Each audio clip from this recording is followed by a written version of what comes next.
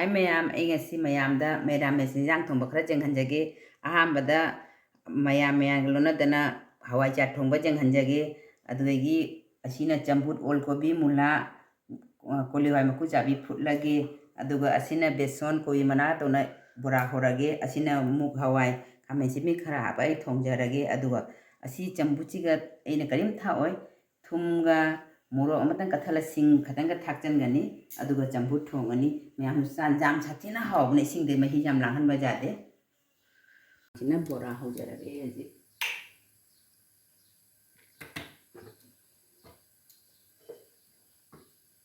aji khang se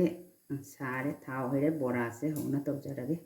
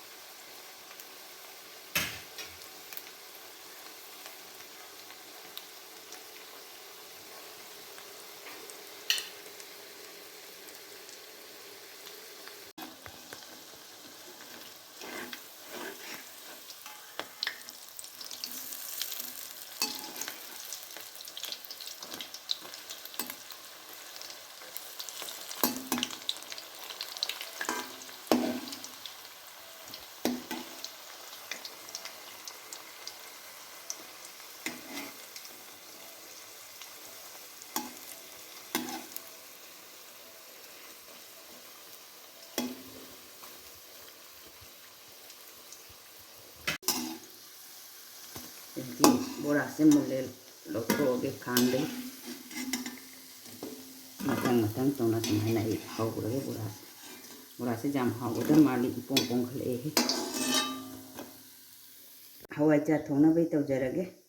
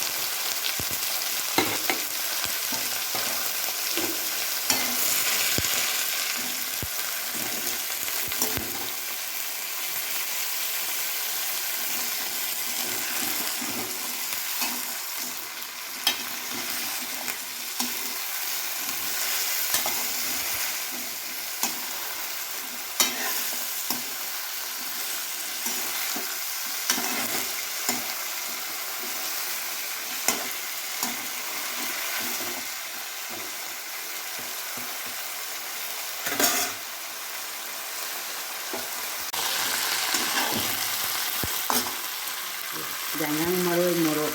hape la mengaurage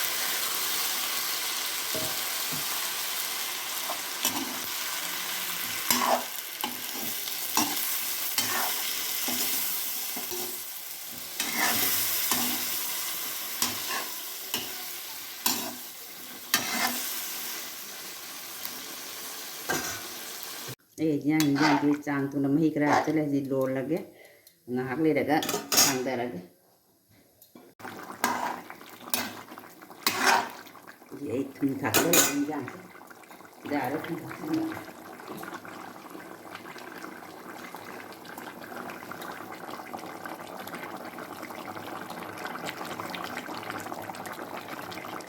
ꯌꯥꯔꯅꯤ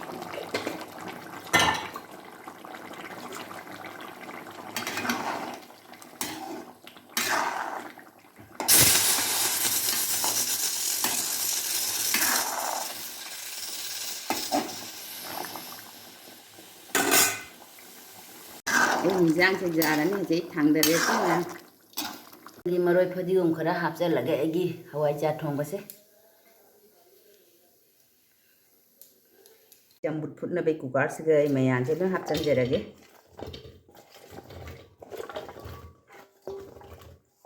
ꯑꯗꯨꯒ ꯁꯤꯡ ꯑꯀꯪꯕ ꯃꯆꯦꯠ ꯑꯃꯇꯪ ꯍꯥꯞꯆꯟꯖꯒꯦ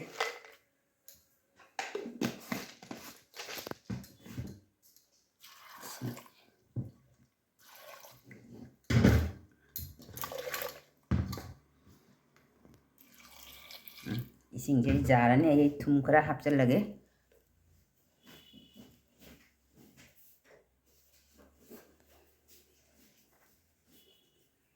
चांग तो दुना थुम खरा हापगे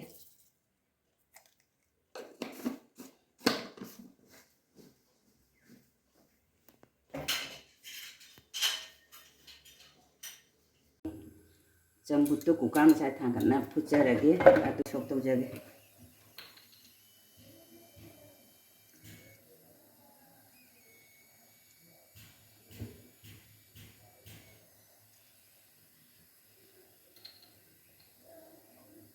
yang hapage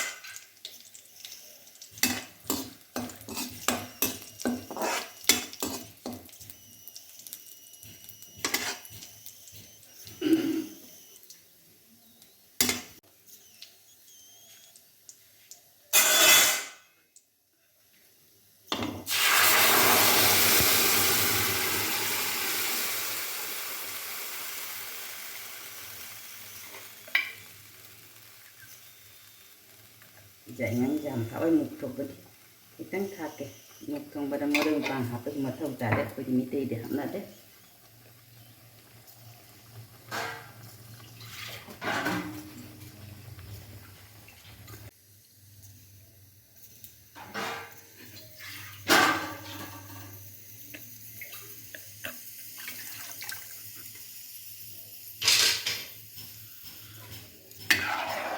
đây mấy cái giờ này nhảy thùng thật rất là cái mà tăng sầu để thằng đây là cái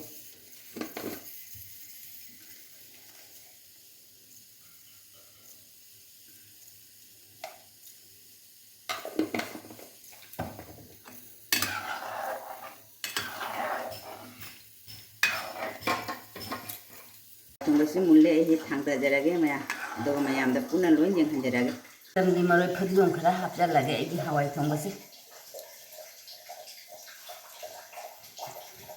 मेरा में सिंजांग थोंग लो जरे असीना मुक थोंगनी असीना हवाई जार मेटपनी असीना बोरानी असीना हवाई जार थोंगनी असीना चंबुरनी असीना थबी सोजबनी अदो स्माइल तो ना मयाम तो थोंग आईडी रेसिपी से मयाम ना लाइक शेयर और सब्सक्राइब कर दो जामना हावनी मेरा में थोंग मथिन खरा जाव से मयाम